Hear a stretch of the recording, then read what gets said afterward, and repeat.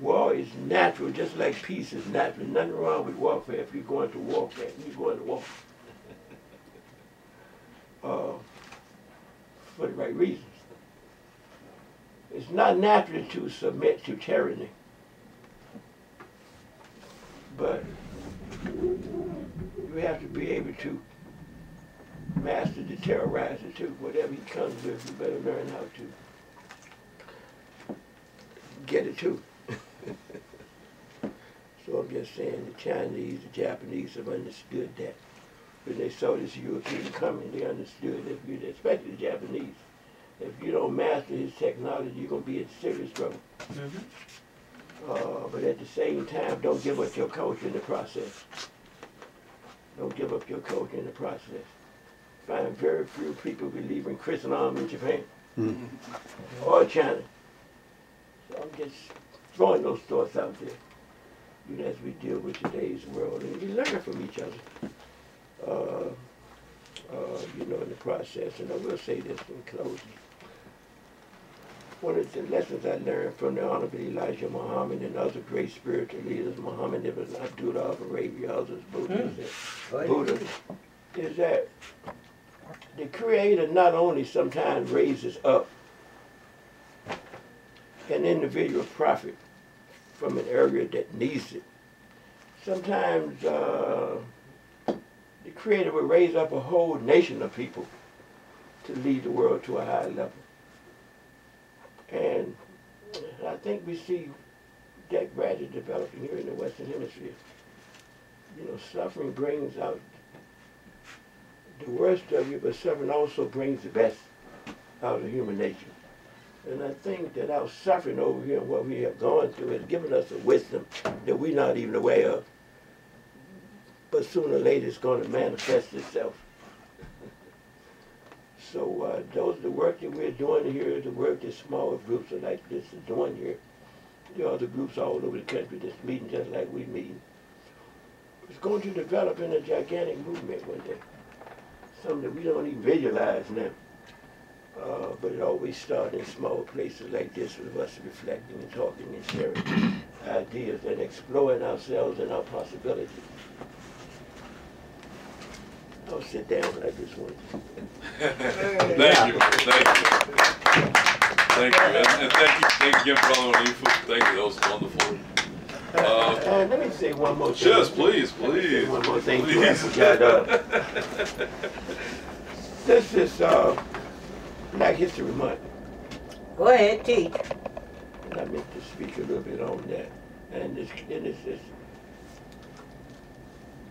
it's something, man, that we really need to reflect on it and appreciate. And that's part of that natural evolution I was talking about that comes from the Creator. The creator of it, of course, was Dr. Carter G. Woodson. But Carter G. Woodson was a masterful historian. And two of his great books, one was The Education of the Negro. Most of us know about the miseducation of the Negro. But the one about the education of the Negro was written about what our people went through during slavery and the dangers that we went through just trying to get any kind of education. And all type of, tricks and subterfuge that they had to use. You know what I mean? Just to learn to reason right. Because you could get killed, and there were many cases that were if you knew how to read and write. Just by knowing how to read, yes. So this book, read it if you can, called The Education of the Negro. But then, the miseducation of the Negro, and that can go for any race of people, not just us, takes it to a whole, another level. And people like the Honorable Elijah Muhammad picked up on that when he understood the importance of having the knowledge of self. Marcus Garvey understood that. Mao Zedong understood that in China. You know what I mean? Is that you have to resurrect your people culturally so they can go to the next level, spiritually so they can go, to the next level. That's why Black History Month is so important. I don't care what kind of complaints I hear. Some people talking about the shortest month of the year. So what? You practice this, you know, the year round. But I just wanted to speak on the importance of it and knowing something about the history of it. Carter G. Woodson understood the need for it. When I was a young man in school down in Virginia, it was like Negro History Week. Now we have a problem, of course, calling ourselves Negro now, but the point is that that's what it was at that time. Then it eventually became Black History Month. Now it's recognized all over the country by every state legislature, the federal government, you know. You have, I don't know how many companies be paying tribute to Black History Month, and of course in every school district they recognize it. But it's been a gradual process, but I'm just saying this is a part of the overall process among many.